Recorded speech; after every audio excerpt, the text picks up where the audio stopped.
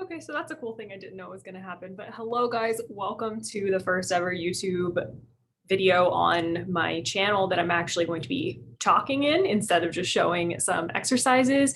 I decided that I really wanted to become a little bit more visible. And so by the way, I'm Paige. Wow. I'm not going to edit this. I'm not going to make it anything fancy. I just want to see how this goes. But basically today I wanted to talk to you a little bit about cheat meals because this is something that's been coming up very recently with some of my clients. And I think that my perspective on cheat meals is a little bit different than the average person's. And that is because I don't believe in cheat meals.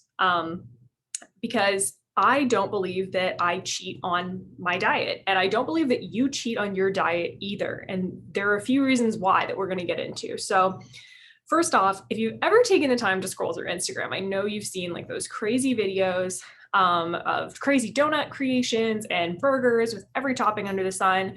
And the caption is always like, cheat meal.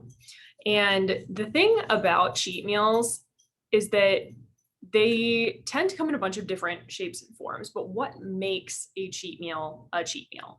For some, this means that it's something that is planned out. So like bikini competitors or chronic dieters overly restrict their food for a week or two and then know that a cheat meal is coming later in the week so that they can indulge then.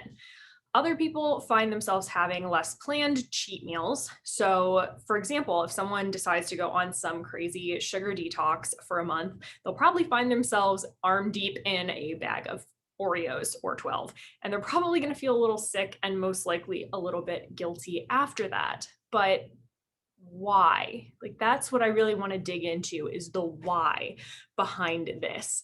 And I also want to talk about the dictionary definition of cheat. So if you cheat on something, I'm going to consult my notes. Cheating is to act dishonestly or unfairly to win an advantage, especially in a game or examination.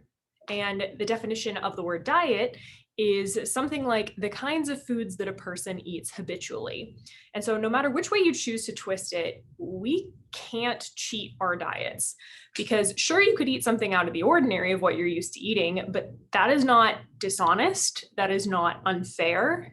Unfair to whom? Like the notion of cheating on our diets is really only negatively impacting us. And I'm going to illustrate that with a little bit of an example. So imagine this. You decide you're going to change your diet. You're going to start going paleo or keto, something. But then one day a coworker brings in some freshly baked non-paleo brownies for everyone, and you decide to try one. And then about 15 minutes later, you freeze, you're freaking out because you realize, oh my God, how did I do that? I'm such a failure. I cheated on my diet. Why did I even try? And before you know it, you find yourself saying like, screw it. And I'll have a bunch of them because I already ruined my diet. So why not keep going? But the thing is, think about that earlier definition. Did you act dishonestly by eating a brownie? Did you gain an unfair advantage? No. And yet you still felt some guilt about it. And in your mind, you might feel that you've had some kind of a moral failure. And you might think, if only I was better, I could avoid that temptation. But here's the thing I really want to drive home. I'm going to get nice and close. What you eat has nothing to do with the kind of person that you are. Mic drop. I know it sounds woo-woo, but it's true because when you're choosing to eat a food, there is no reason to apply morality to that decision. The only thing you need to realize is that no matter what food you eat, there will be a consequence. So yes, like eating a brownie is not going to do the same thing to your body as eating some cauliflower, for example. I can do a whole video on like why a calorie isn't a calorie. Comment down below if that's something you'd be interested in. But anyways, no matter if you're eating the brownie or the cauliflower, neither of those things is inherently bad. And if you don't have any food sensitivities or some kind of metabolic disease, chances are that your diet can include most, if not all foods.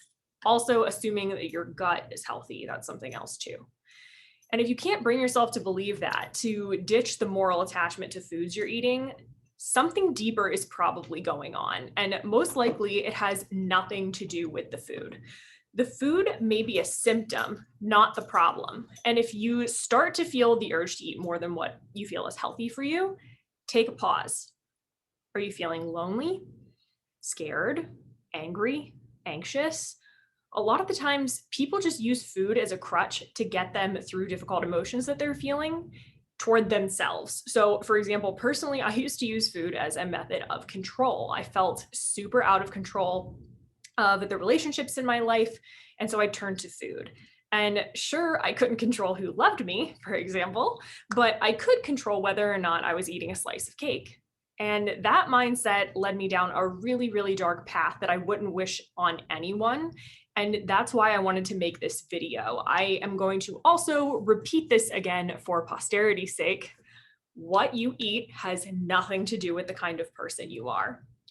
If you are struggling with food guilt, I highly recommend that you head down into the description box below and sign up for a free, yes, free discovery call with me. I work one-on-one with my clients to help repair their relationship with food and get them well again. And I'm still working on all of that buzzwordy stuff, but basically what I'm going to do for you is boost your metabolism, get you eating tons of foods that are going to make your body happy and your gut included in that, and just overall get you to feel good again, because you do deserve to feel good. You deserve to eat without any food guilt and enjoy a brownie like I just did after dinner. So definitely head down to that description box below, like and subscribe. I've never done this YouTube thing before, but definitely share this video with someone you think might benefit from it as well.